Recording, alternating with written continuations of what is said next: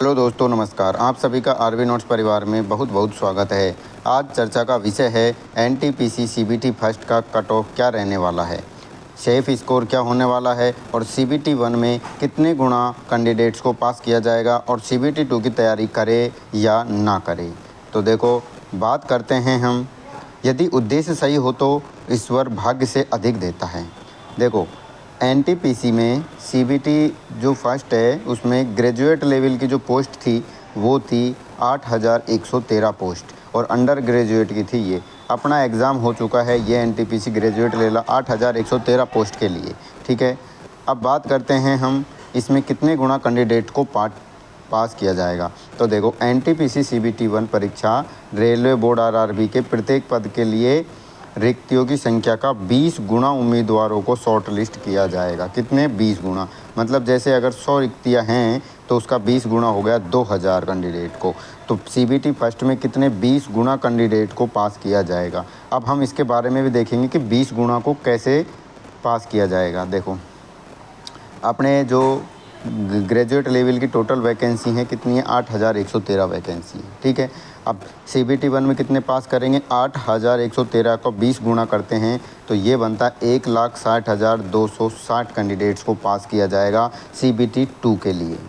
कितने? सीबीटी 2 के लिए 1,62,260 कैंडिडेट को पास किया जाएगा। अब बात आती है कि ये कैसे पास किया जाएगा। तो देखो, इसके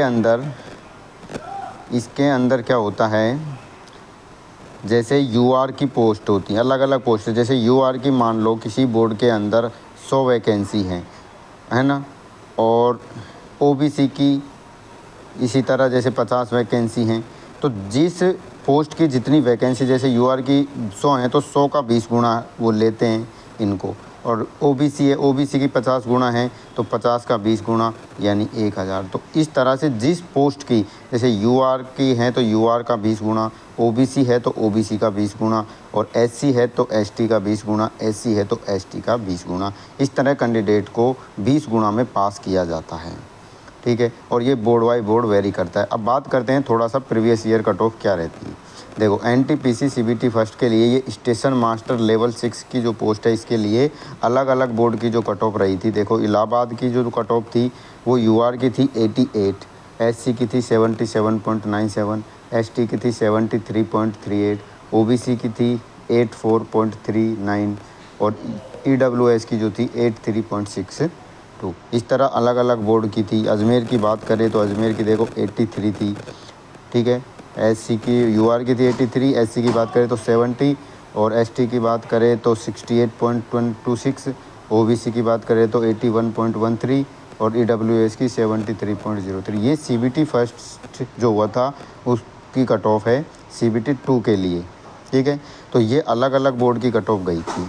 अब बात करते हैं हम, देखो ये लेवल 5 की बात करते हैं। लेवल 5 जो था जिसके अंदर गुड्स गार्ड की जो पोस्ट आती थी उसके लिए ये कट ऑफ गई है।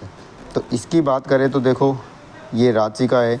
रांची की यूआर की 74.33 गई थी, ईडब्ल्यूएस की 57.52 गई थी, ओबीसी की 69.30, एससी की बात करें तो 60.29, एसटी की बात करें तो 53.4।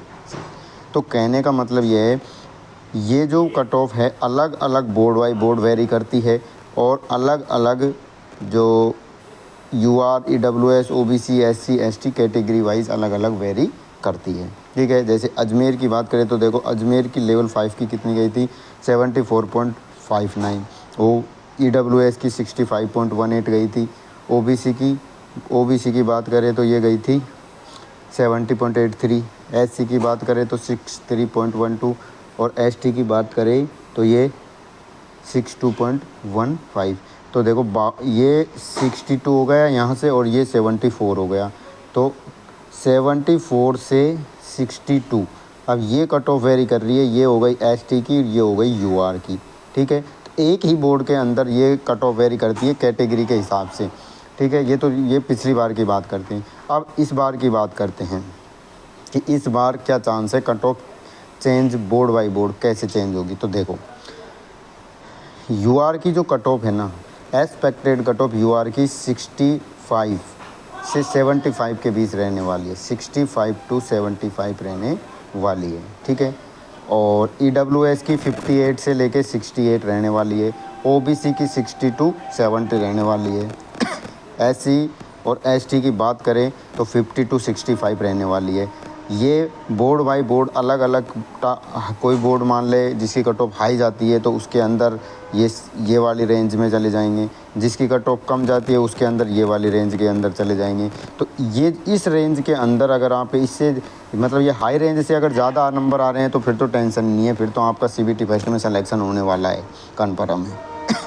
बाकी ये जब आंसर की आएगी उसके बाद और क्लियर हो जाएगा, क्योंकि उसमें हमें पता चल जाएगा कि हमारे नेगेटिव मार्किंग कितने होने वाले हैं। क्योंकि अभी तो हम सोच रहे हैं हमने 80 क्वेश्चन करे, 90 करे, 95 अटैम्प्ट करें, लेकिन जब आंसर की आएगी तो उसमें रो मार्क्स कितने बन रहे हैं उस पर डिपेंड कर रहा है। अगर आपके नंबर इस रेंज में बन रहे हैं तो आप समझ लो आपके सिलेक्शन CBT फर्स्ट में 100% होने वाला है।